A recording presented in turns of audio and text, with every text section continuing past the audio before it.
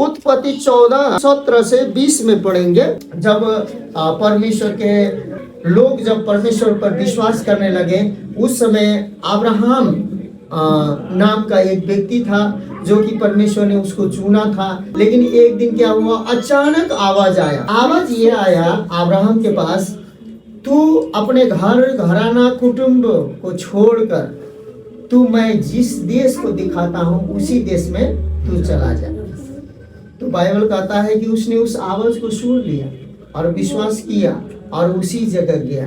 तो वहां गया, इसके जीवन में परिस्थिति आया। किसी राजा ने उस समय क्या है, सबको पकड़ के बाइबल बोलता है कि ले गया और इसका धन, इसके परिवार को लूट के ले गया।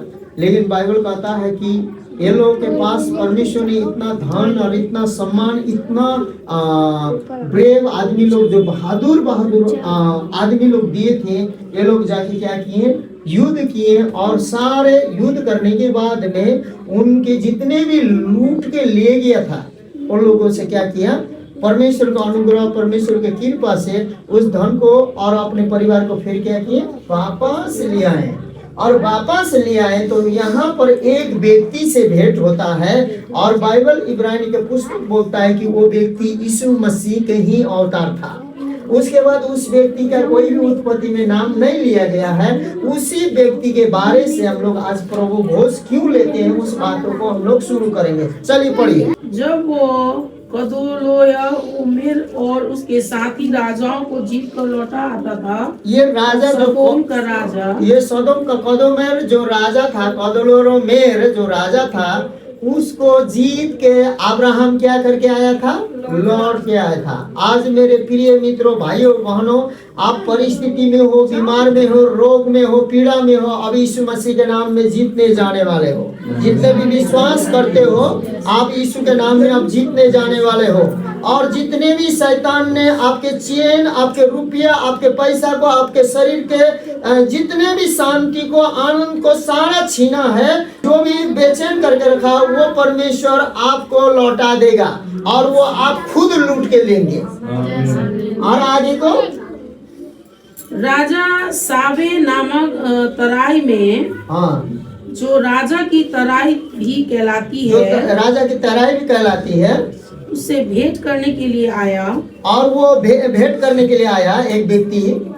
तब सालोम का राजा मलकी सिदेक, हाँ, जो परम प्रधान ईश्वर का याजक था, हाँ, सालोम का राजा था। एक राजा है जो उसका सारे परिवार को लूट के ले गया था और वो धन दौलत लूट के ले गया था। उसको जीत के वो सारे लूटे हुए धन दौलत वो क्या करके ला रहा है, वापस करके ला रहा। लेकिन यहाँ एक और राजा प्रकट हो गया। कौन सा राजा प्रकट हो गया? एक और राजा प्रकट हो गया। ये सालेम का राजा है। क्या है? सालेम का मतलब शांति है। सालेम का मतलब क्या है? शांति का राजकुमार। जब यीशु मसीह इस संसार में आने वाला था, कुंवारी मरियम के गर्भ में से जन्मने वाला था, उससे पहले बाइबल कहता है कि स्वर्गदूत आया और स्वर्गदूत आकर मरियम से बात किया और कहा कि हे मरियम मत डर, क्योंकि तू पवित्र आत्मा से गर्भवती होने वाली है और पवित्र आत्मा से गर्भवती होगी। न तो लहू से, न तो मांस से, न तो किसी प्रकार के संबंध से, पवित्र आत्मा से गर्भवती होने वाली है। और वो ऐसा एक चिन्ह होगा, तू पुत्र जनेगी। उसका नाम क्या रखना? यीशु रखना, इमानुएल रखना। वो शांति का क्या होगा? वो शांति का क्या होगा? बाइबल कहता है कि वो शांति का क्या होगा? राजकुमार होगा। यहाँ भी सालेम का राजा आया है। आमीन। मेरे कहने का मतलब है, बाइबल का कहने का मतलब है, समझने का मतलब है, यदि आप यह 2026 में मेरे प्रिय मित्रों, भाइयों बहनों, जितने भी कलीसिया में 200 साल से यहाँ आ रहे हैं, 500 साल से आ रहे हैं, जो चीज बो रहे हैं अब उग नहीं पा रहा है, अब उगेगा भी, अब बड़ा होगा भी और फूलेगा भी और फलेगा भी। उस फल को आप भरपूर खाने वाले हो, क्योंकि आप अब विजय होने जा रहे हैं। ये जो शैतान, जो राजा है, जो दुष्ट है, आपका जितना भी लूटा है, उससे आप विजय पा चुके हैं। और शालोम का राजा पवित्र आत्मा आपके जीवन में, आपके घराना में, आपके परिवार में परमेश्वर का वचन अब देहधारी होने वाला है। परिस्थिति आएगा, नहीं आएगा नहीं, लेकिन परिस्थिति पर विजय होना सबसे बड़ी बात है। मृत्यु आएगा, लेकिन मृत्यु पर विजय होना सबसे बड़ी बात है। आपके पास परिस्थिति नहीं आएगा, नहीं आएगा, लेकिन उस परिस्थिति को आप जीत पाएंगे। उस परिस्थिति को जीत पाएंगे यीशु के नाम से। किसके नाम से?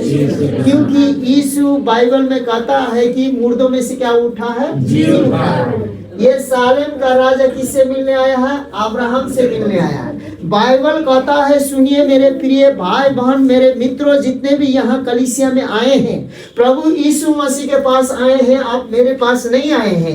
मैं परमेश्वर के एक सेवक, एक उसके चुने हुए व्यक्ति, आप भी एक चुने हुए व्यक्ति है। चुने हुए व्यक्ति के होने के कारण आज परमेश्वर किससे, शालेम का राजा किससे मिलने आया था? अब्राहम से मिलने आया था। आज परमेश्वर जब शालेम का जो राजा परमेश्वर जो है, आप परिस्थिति के बीच में परमेश्वर मिलने आएगा। क्योंकि बाइबल कहता है कि यीशु मसीह मृत्यु पर, शैतान पर और पाप पर विजय हुआ है। विजय इसलिए हुआ कि इतिहास में कोई भी पुस्तक में कोई भी जी नहीं उठा है, लेकिन बाइबल कहता है कि मुर्दों में से यीशु मसीह जी उठा है। कुरान में लिखा है कि यीशु मसीह क्या हुआ है? जी उठा है। मेरे प्रिय भाई बहन, इतिहास गवाह है कि अभी भी यरूशलेम में उसका कब्र खाली है और वो स्वर्ग गया है। और बोलता है कि बाइबल कहता है कि स्वर्ग जब वो गया है तो बोलता है कि चेले लोग उसके पास थे, बैठे थे। उसने कहा कि सुनो, तुम्हारा मन न घबराए, तुम्हारा मन व्याकुल न हो, तुम चिंतित न हो, तुम चिंता मत करो, मुझ पर विश्वास करते हो तो मैं तुम्हारे लिए कहाँ घर बनाने जा रहा हूँ? स्वर्ग में मैं घर बनाने जा रहा हूँ। जब मैं घर बना लूंगा और तुम्हारे लिए जगह तैयार करूंगा तो फिर मैं क्या करूंगा? वापस लेने यीशु मसीह आ रहा है। वहां पर मृत्यु वापस यीशु मसीह लेने आ रहा है। हमारा सुसमाचार ये है कि सबसे अंतिम सुसमाचार ये है कि यीशु मसीह हमें वापस लेने आ रहा है। लेकिन बोलता है कि जितनों ने विश्वास किया उनका क्या हो गया? पूरा पूरा उद्धार हुआ। जितनों ने विश्वास किया उस पर क्या हुआ? पूरा पूरा उद्धार हुआ। लेकिन जिसने विश्वास नहीं किया वो लोग क्या हो गए? आप लोग धन के कारण, डॉक्टर के कारण, जो भी कुछ भी कारण आप यहाँ ठीक होंगे, लेकिन बाइबल कहता है कि विश्वास न करने वाला व्यक्ति स्वर्ग में प्रवेश नहीं। क्योंकि अब क्यों प्रवेश नहीं करेंगे? तो यीशु मसीह ने कहा, मार्ग, सत्य, जीवन मैं हूँ, मेरे द्वारा ही पिता के पास तुम जा सकते हो, मेरे अलावा कहीं नहीं जा सकते हो। इसीलिए सुनिए, अब यीशु मसीह यहाँ खड़ा नहीं है, उस बहन के जीवन को बदलने वाला, इनके बेटे को जीवन को बदलने वाला, इनके जीवन को बदलने वाला। और यीशु मसीह खड़ा नहीं है सारे परिस्थिति को, उलझन को समाप्त करने वाला। यीशु मसीह खड़ा है? नहीं है। लेकिन जानते हैं उसके नाम से सब काम हो रहा है। इसका मतलब कुछ न कुछ तो बात है, कुछ न कुछ तो सामर्थ है, कुछ न कुछ तो शक्ति है। लेकिन दिल से उसका नाम लेंगे। विश्वास कैसे किया जाता है? बाइबल कहता है मुंह से अंगीकार किया जाता है, हृदय से विश्वास किया जाता है, उसका पूरा पूरा क्या हो जाता है? उद्धार हो जाता है। इसलिए अब पढ़िए तो क्या हो गया? शालेम का राजा अब्राहम से मिलने आया। परम प्रधान ईश्वर का याजक था, परम प्रधान ईश्वर का याजक था, रोटी और दाख मधु ले आया।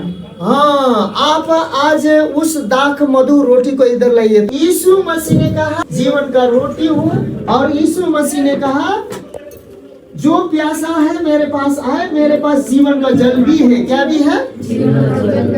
और यीशु मसीह ने कहा ये संसार का कुआं का जल, नल का जल, जो भी जल पियोगे वो जल से तुम फिर प्यासा होगे। क्या होगे?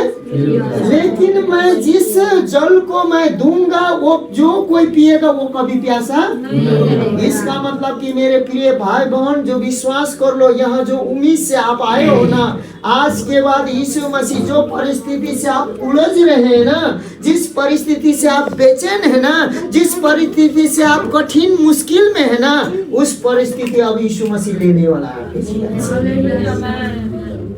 अब सुनिए, मुझे 1 मिनट दीजिए। अब सुनिए, ये सुनिए, काला अंगूर का रस है जो शांति का राजा सालेम का राजा अब्राहम से भेंट करने के लिए आया था, तो यही दाखरस लेके आया था। आमीन। ये अंगूर का रस है, यही दाखरस और रोटी। अब उस समय जानते हैं निर्जन जगह था। आजकल तो जाके सुनो तो 4 को आलू काट के भुजिया भूज के लाओ तो बोलेंगे तो आप अभी 5 मिनट में लाएंगे कि नहीं लाएंगे, क्योंकि आपके पास गैस चूल्हा लाइटर है। उस समय ये सब पॉसिबल नहीं था और लोग अंगूर का दाख रस में रोटी को डुबा के क्या करते थे, हाँ यही लेके आया। वो लोग भूख में जल्दी से पानी पीने के लिए, ज्यादा पानी पीने के लिए ये लोग ऐसे करते थे। और आगे पढ़िए तो क्या हो गया, रोटी और दाख रस ले आया और उसने अब्राहम को यह आशीर्वाद दिया। हाँ, रोटी और दाख रस के साथ साथ क्या भी मिला उसको, आशीर्वाद भी मिला। मेरे प्रिय भाई बहन, आज जितने भी मसीह यीशु में जो शांति का राजकुमार, जो आपके बीमार से, आपके तकलीफ से, आपके दुख से, आपके पीड़ा से छूटने के बाद आप आशीर्वादी होने जा रहे हैं। आप जब बीमार से, दुष्ट आत्मा से, नाना प्रकार के बातों से आप जब छूट जाएंगे तो क्या होने जाएंगे, आशीर्वादी भी होने जाएंगे। इसलिए यीशु मसीह के नाम में आप क्या होने जा रहे हैं, आशीर्वादी भी होने जा रहे हैं। जब रोटी और दाखरस को लाया और दिया और अब्राहम को आशीर्वाद दिया, परम प्रधान ईश्वर की ओर से, परम प्रधान ईश्वर की ओर से, जो आकाश और पृथ्वी का अधिकारी है, वो किसके ओर से आया था, परम प्रधान। परम प्रधान मतलब अंतिम, परम धाम से प्रधान। परम प्रधान परमेश्वर ईश्वर की ओर से आया। किसकी ओर से आया है, परम प्रधान ईश्वर की ओर से। तुझे क्या हो, तू धन्य हो। आमीन। आप अब दाखरस और क्या बोलते हैं रोटी ही नहीं, आप उससे खाकर आप तृप्त होने ही वाले नहीं है।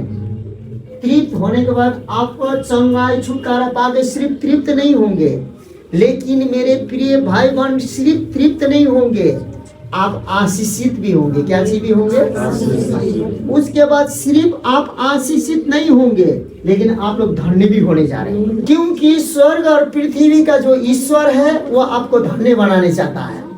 अब बाइबल कहता है कि अपने स्वरूप, अपने प्रतिरूप में परमेश्वर ने बनाया है, और बाइबल कहता है कि परमेश्वर ने कोई भी जाति नहीं बनाया है।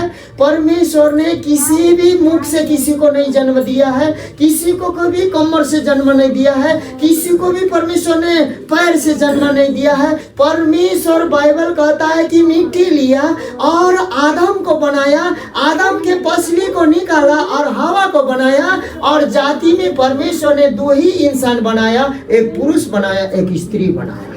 और बाइबल कहता है कि उसके हम स्वरूप हैं। हर एक व्यक्ति, काले हो, गोरे हो, हम लोग ऊंचे हो, नीचे हो, लंबे हो, चौड़े हो, जो भी हो, हम किए हैं उसके स्वरूप हैं। इसीलिए जब हम यीशु मसीह को जब विश्वास करते हैं, हमारे मन में शांति और चंगाई आता है। और सुनिए, जिसके पास चंगाई हो, जिसके पास शांति हो, जिसके पास आनंद हो, जिसके पास जीवन हो, जिसके पास दाखरस हो, जिसके पास रोटी हो, जिसके पास क्या बोलते हैं आशीष देने का वचन हो, जिसके पास धन्य करने का मन हो, वही धन्य कर सकता है। वो मन यीशु मसीह के पास था, इसीलिए आपके लिए और मेरे लिए क्रूस में चढ़ के मर गया। ये सबसे बड़ा प्रेम है। हालेलुया। ये सबसे बड़ा प्रेम है, और यही प्रेम आपके जीवन को, आपके घरों को, आपके परिवारों को, आपके परिस्थिति को यीशु के नाम से हम बदल सकते हैं विश्वास के द्वारा। होने का मतलब ये है। हालेलुया।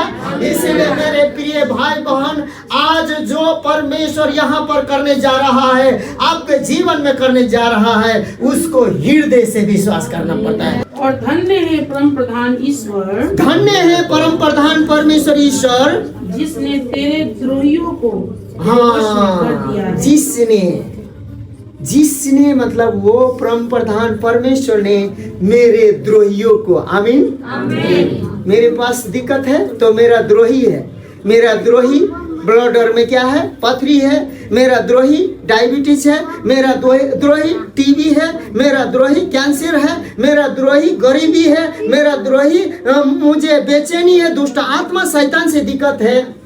लेकिन फिर से उस वचन को पढ़ दीजिए तो क्या बोलता है?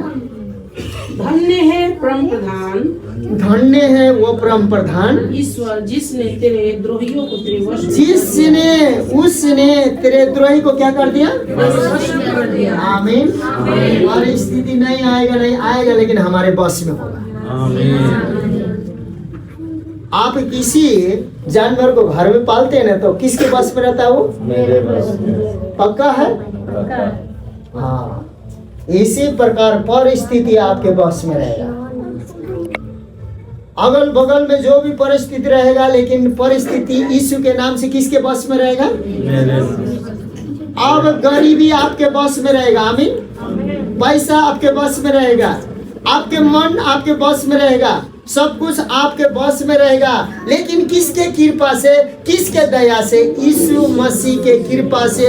वो परम प्रधान परमेश्वर यहोवा के दया और कृपा से होगा ये। आमीन। इसीलिए असंभव कुछ भी नहीं है। प्रभु में जो असंभव कुछ भी नहीं है, सब कुछ क्या है? संभव है। मनुष्य के लिए, आपके लिए, मेरे लिए असंभव हो सकता है, लेकिन परमेश्वर का वचन कहता है कि परमेश्वर ईश्वर के लिए सब कुछ क्या है? संभव है। आगे पढ़िए। तब अब्राहम ने उसको सब वस्तुओं का दसवां दिया। हाँ, उसके बाद सुनिए। अब पहले सालेम का राजा, जो सालेम का राजा मलकीसिदक सालेम का राजा मिलने आया, तो आप ध्यान रखिए, मिलने आया। आज सालेम का राजकुमार यीशु मसीह हमारे बीच में। आमीन।